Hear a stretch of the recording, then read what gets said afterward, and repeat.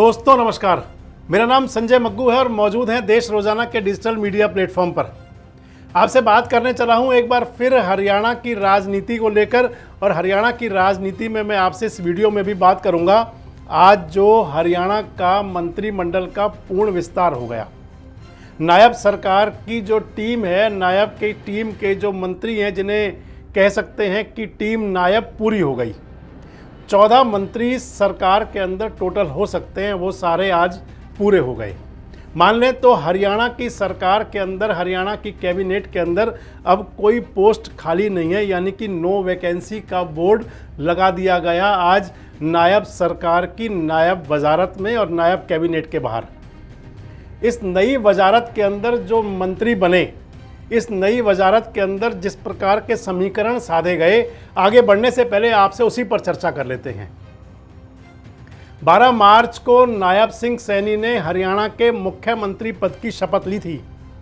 नायब सिंह सैनी, जिन्हें कि आज मुख्यमंत्री मनोहर लाल ने खुल करके कह दिया कि नायब मेरे उत्तराधिकारी हैं, 1 साल से वेट कर रहा था उत्तराधिकारी बनाने की, आज वो मौका जब लगा तो तुरंत नायब को अपनी विरासत सौंप दी। हालांकि भारतीय जनता पार्टी की राजनीति में उत्तराधिकारी और विरासत की बात तो नहीं है, लेकिन जब आज मुख्यमंत्री, पूर्व मुख्यमंत्री जी ने कह दिया तो फिर हम भी वही कह रहे हैं कि उत्तराधिकारी को जो ताकत दी थी, विरासत दी थी, सत्ता दी थी, नायब सिंह सैनी ने वो सत्ता आज पूरी कर ली। 12 मार्च को जब मंत्रिमंडल बना था, जब नायब सिंह सैनी और उनके साथ 5 मंत्रियों ने शपथ ली थी, उस समय मनोहर लाल मंच पर मौजूद थे। सभी मंत्रियों ने उनके पैर छू करके आशीर्वाद लिया था। नायब सिंह सैनी ने भी उनके आते जाते दोनों बार पैर छू के आशीर्वाद लिया था। और आज जब दूसरा मंत्रिमंडल का विस्तार हुआ तो उसके अंदर मनोहर लाल सामने दर्शक दीर्घा में थे, मनोहर लाल मंच पर नहीं थे। 5 मंत्री बनाए गए थे पहले विस्तार के अंदर, जब पहला गठन हुआ सरकार का। नायब सिंह सैनी के साथ में 5 मंत्री, यानी कि टोटल 6। नायब सिंह सैनी उसके अंदर मुख्यमंत्री बने थे और 5 कैबिनेट मंत्री बनाए गए थे, जिसके अंदर कंवरपाल गुर्जर थे, रंजीत सिंह चौटाला थे, मूलचंद शर्मा थे, डॉक्टर बनवारी लाल थे और जेपी दलाल थे। यानी कि उस पहली सरकार जो गठन हुआ मंत्रिमंडल का, टोटल 6 विधायक, 6 लोग शामिल हुए, जिनमें से 5 विधायक थे और 1 सांसद नायब सिंह सैनी। हालांकि अब नायब सिंह सैनी के लिए विधायक बनने का रास्ता साफ हो गया है। और आज जब मंत्रिमंडल का विस्तार किया गया तो आज 8 मंत्री और ले लिए गए, यानी कि 8 और 6 14 पूरे हो गए। तो आज जो मंत्री बनाए गए कैबिनेट विस्तार के अंदर, सबसे पहले डॉक्टर कमल गुप्ता पिछली मनोहर सरकार में भी मंत्री थे, एक बार उनको फिर कैबिनेट मंत्री बनाया गया। अगले मंत्रियों में बनाया गया तो फरीदाबाद की बड़खल की विधायक सीमा त्रिखा, एकमात्र महिला प्रतिनिधि। अगले विधायक बनाए गए तो संजय सिंह, सोहना के विधायक। अगले विधायक बनाए गए तो असीम गोयल, अंबाला सिटी के विधायक। अगले विधायक मंत्री बने राव अभय सिंह, स्वतंत्र प्रभार के साथ मंत्री बने हैं अटेली के विधायक। अगले विधायक बने सुभाष सुधा, थानेसर के विधायक, स्वतंत्र मंत्री राज्य प्रभार। अगले विधायक बने बिशंबर सिंह वाल्मीकि, बवानी खेड़ा के विधायक। और अगले विधायक बने इसके अंदर जो मंत्री, महिपाल ढांडा, पानीपत ग्रामीण के विधायक। तो इन 8 विधायकों को आज मंत्री पद की शपथ दिलाई गई। अब अगर मान लें तो इस सरकार के अंदर अगर जातीय समीकरणों को साधने की बात पर चलें तो सरकार के अंदर ओबीसी कोटे के जो मंत्री बने वो खुद मुख्यमंत्री हैं, जो ओबीसी कोटे से आते हैं।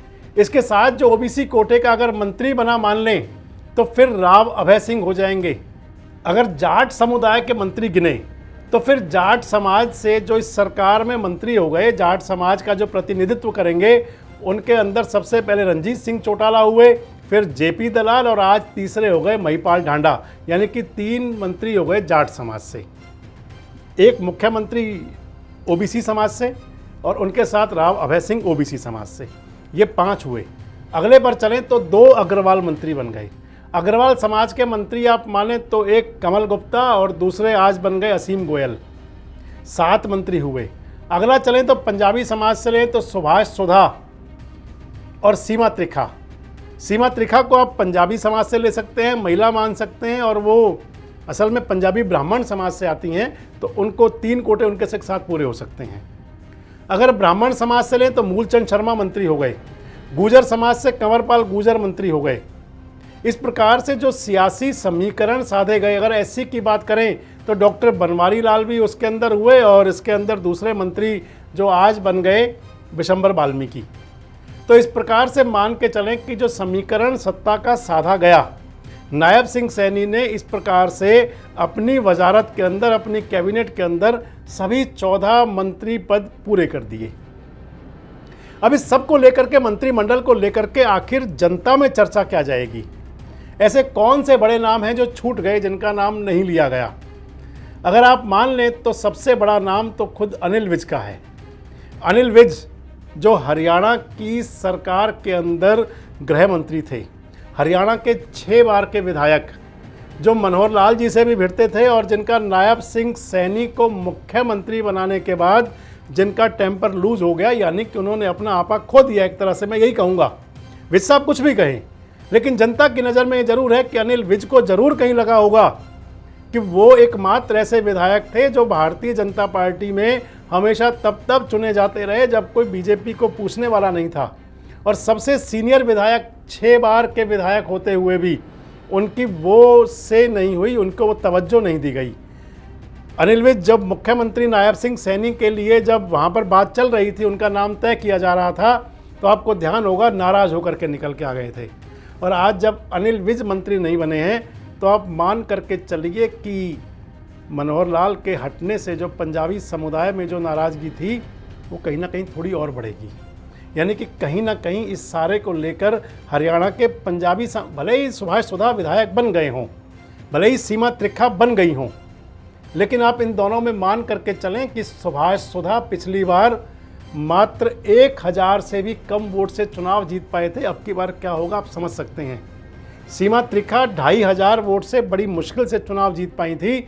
अगली बार चुनाव में क्या हो सकता है आप समझ सकते हैं। एंटी इनकम्बेंसी भी है, 10 साल की, सब कुछ है। खैर वो बात विधानसभा की आपसे करेंगे। अभी हम बात कर रहे हैं कि सरकार में मंत्री बनने से क्या असर पड़ सकता है। अंबाला के अंदर अगर आप देखें तो असीम गोयल के बनने से आप मान के चलना कि विनोद शर्मा जरूर नाराज होंगे, कार्तिकेय शर्मा के पिता। इन दोनों के बीच में विनोद शर्मा और असीम गोयल के बीच जवानी जंग भी चलती रही है कई बार लगातार से। और इस हालात में जब लोकसभा चुनाव बहुत ज़रूरी है, ऐसे में कहीं ये पासा उल्टा ना पड़ जाए, क्योंकि विनोद शर्मा की कांग्रेस से जो नज़दीकियां रही हैं उसको आप दरकिनार नहीं कर सकते। अनिल विज की अगर नाराज़गी होगी तो कहीं ना कहीं नाराज़गी फूट कर सामने भी आएगी। भले ही विज साहब कुछ भी कहें, लेकिन उनके समर्थकों में तो ज़रूर गुस्सा रहेगा। और इसके साथ ही अंबाला जिला वो है जहाँ पर भारतीय जनता पार्टी के विधायक 5 हैं तो कांग्रेस के भी 4 विधायक हैं। ऐसे में आप मान के चलना कि अंबाला के अंदर फिर पिछला एक बड़ा फेरबदल हुआ था कि 2 ऐसे नेता जो थोड़ी थोड़ी वोटों से चुनाव हार गए थे, निर्मल सिंह और चित्रा सरवारा, वो दोनों कांग्रेस में शामिल हो चुके हैं। कहीं अंबाला सीट संकट में ना आ जाए। अब अगर जाट समाज की बात करें कि जाट नेताओं को मंत्री बनाया गया है, जिन नेताओं को, जाट नेताओं को मंत्री पद में लिया गया है, आप चौधरी रंजीत सिंह चौटाला को ये मानकर चलें कि 1987 के बाद रंजीत सिंह चौटाला विधायक बने थे। रंजीत सिंह चौटाला बड़ा नाम है, इसमें कोई दो राय नहीं है। चौधरी देवीलाल के परिवार से आते हैं, इसमें कोई दो राय नहीं है। लेकिन ये जरूर है कि रंजीत सिंह चौटाला जो विधायक बने थे, उसके पीछे सबसे मुख्य बात ये थी कि रानिया से विधायक बनाने में चौधरी देवीलाल का सारा परिवार उनके पीछे खड़ा हो गया था। चाहे वो दुष्यंत चौटाला और डॉक्टर अजय सिंह चौटाला का परिवार था, और चाहे वो ओम प्रकाश चौटाला, अभय सिंह चौटाला का परिवार के अंदर जो लोग थे। सिरसा जिले की राजनीति को अपने हिसाब से चलाने के लिए, और खासकर चच्चा को बहुत टाइम हो गया सत्ता की मुख्य धारा में आए हुए, चच्चा उम्र के उस दौर में हैं, इस लिहाज से ये बड़ी बातें चलती थी कि चौधरी देवीलाल के सारे परिवार ने रंजीत चौटाला को फेवर कर दिया था।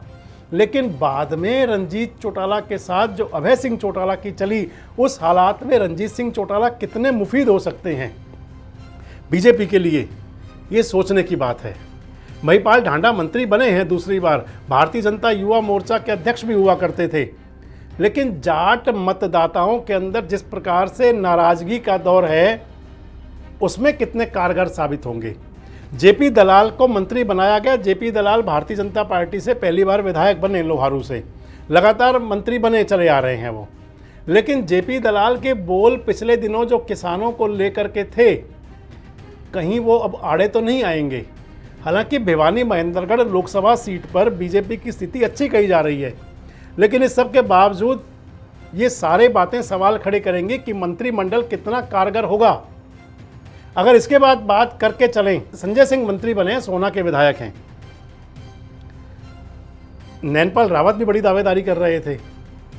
ठीक है कि राजनाथ जी की समर्थन शायद रहा होगा संजय सिंह को, लेकिन ये जरूर है कि संजय सिंह का आज सोना हलके में और खासकर अपने उस मेवात एरिया में वो असर नहीं है जो पहले कभी था।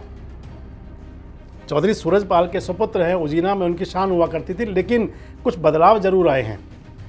बनवारी लाल जी को लेकर के, बनवारी लाल विधायक हैं, मंत्री बने लगातार, पिछली बार भी मंत्री थे, अब भी मंत्री हैं, लेकिन बनवारी लाल जी को लेकर के जो सहकारिता मामले को लेकर के सब चला है, बैंकों के अंदर जो घोटाले की बात चली है, उसको लेकर के भी बनवारी लाल जी की कहीं ना कहीं छवि धूमिल तो हुई है।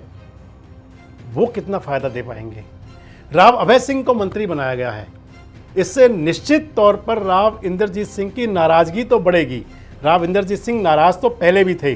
जब मंत्रिमंडल विस्तार हो रहा था दूसरी बार, तो बात आई थी कि दो मंत्री लिए जाएं अहिरवाल से, लेकिन वो बात बनी नहीं। और अब जो मंत्री बनाए गए वो राव साहब की आंखों में खटकते हैं, वो दिक्कत भी हो सकती है।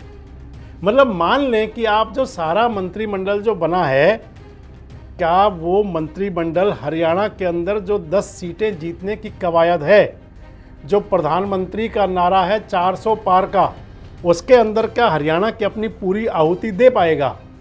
बड़ा सवाल ये है कि क्या हरियाणा के अंदर जो नया मंत्रिमंडल अब पूरा बन चुका है, क्या ये इतना कारगर साबित हो पाएगा कि हरियाणा की 10 लोकसभा सीटों पर एक बार भगवा लहरा जाए?